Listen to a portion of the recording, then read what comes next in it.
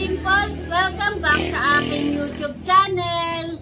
Ngayon pong araw ay ako'y magluluto ng kalabasa at ito po'y aking gagataan para po mamaya tayo ay may ulam.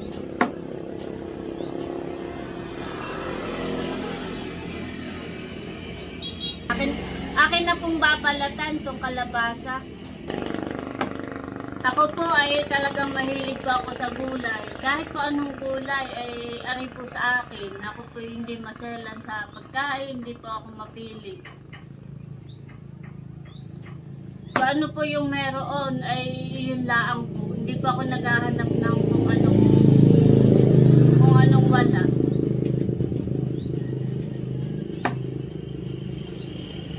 Dahil po nung kami maliliit pa,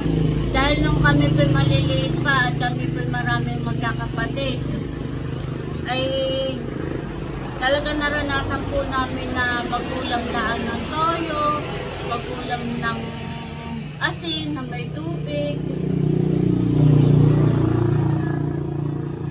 Tapos yun nga po yung gata, pipikan na po yung gata, lalagyan ng asin, ulam na po namin. Nilagang okra. Sanay po ako sa hirap. Napasok kami, wala kaming bao. Ang bag namin pinaglumaan.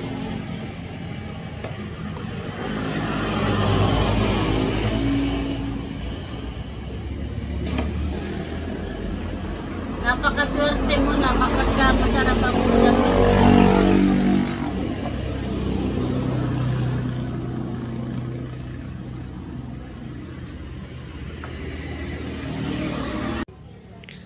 Tapos ko na pong hiwain ito pong kalabasa at nailagay ko na po dito sa kawali. At nakaredy na din po itong aking bawang, sibuyas, meron po tayong bitsin, paminta. Akin na pong lulutuin ito pong kalabasa. Bubuksan ko na po itong kalan.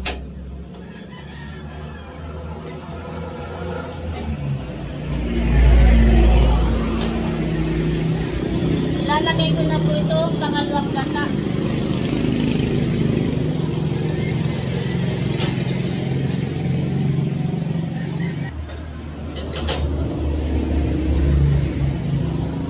Ilalagay ko na rin po itong dilis. Ito po ang ating ilalahok.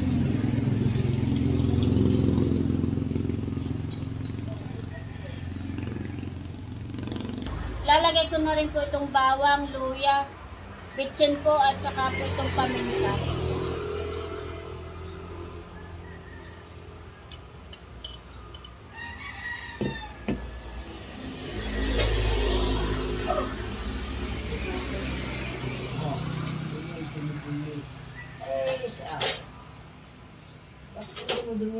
Kita mo wala sinulang ganyan yung sulat.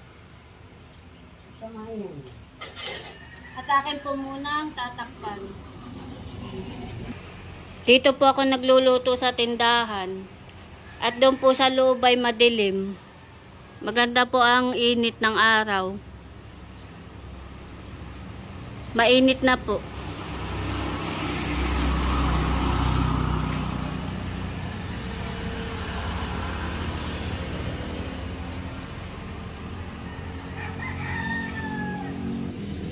Kumuha po ako ng malunggay at lalagyan ko po ng malunggay. Masarap po may malunggay.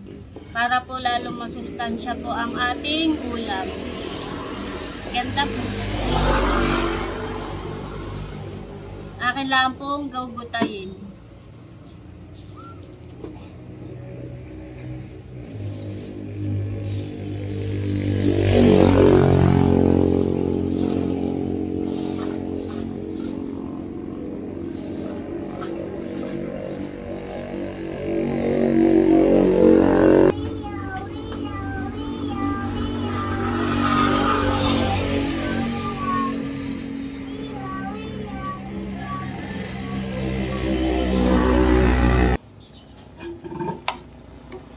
Akin lang pong hahaluin. Malapit na po maluto.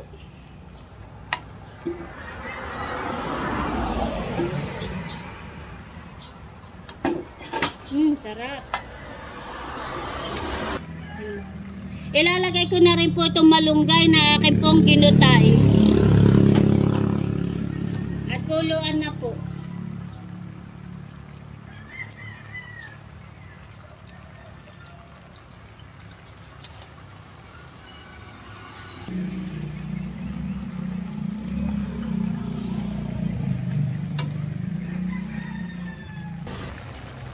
Ayan, at luto na po itong ginataang kalabasa. Akin na pong papatayin at luto na po. Sarap.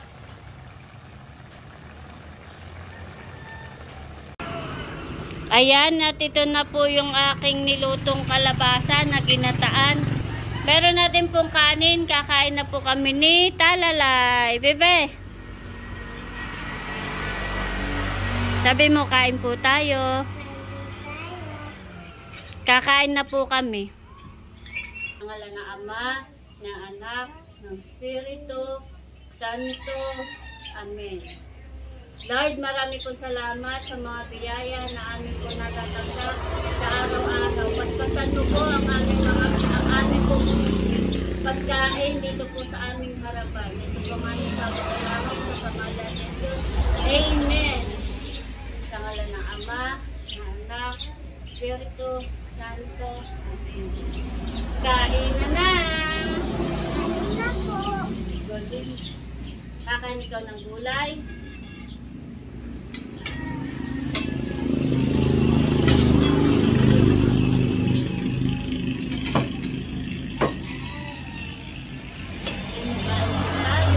Kain na po! Kain na po! Kung mga na-inig na magkita sa dito. Tapos ano na kain.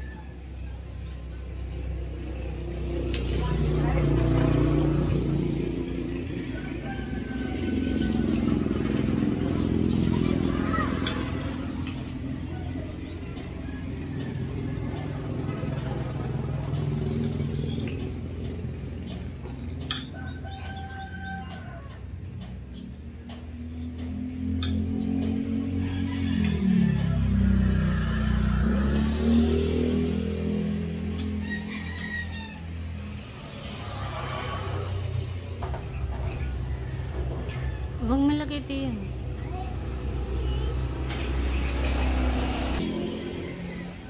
Kain po. Kain po.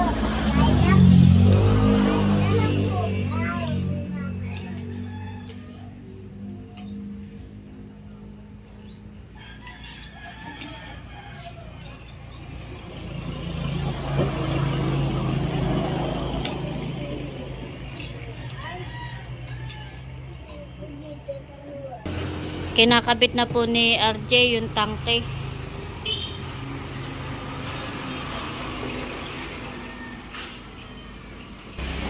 Iniaayos na po ni RJ para po makapagluto na po tayo. Ayan, at nakaready na po. Pwede na po magluto dito ng fishball at kikiam. Niluluto na po ni RJ yung pong sauce po ng kikiam po at fishball. Tayo po ay magtitinda na. At first time po namin magluto na yan. Ano? Kumusta ang lasa?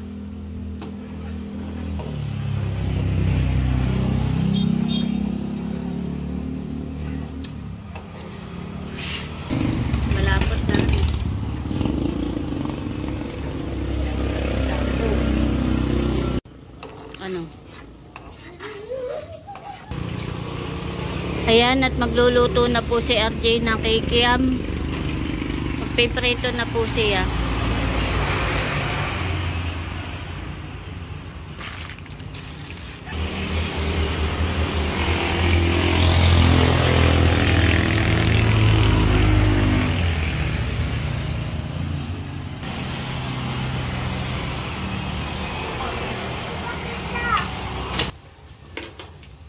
Ito po yung lagayan natin. Nakapamili na po tayo nito.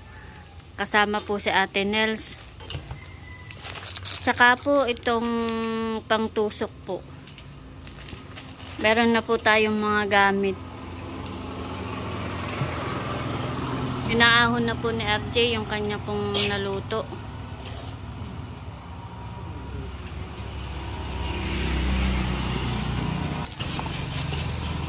Yun naman pong fishball ang isinasak lang po ni RJ.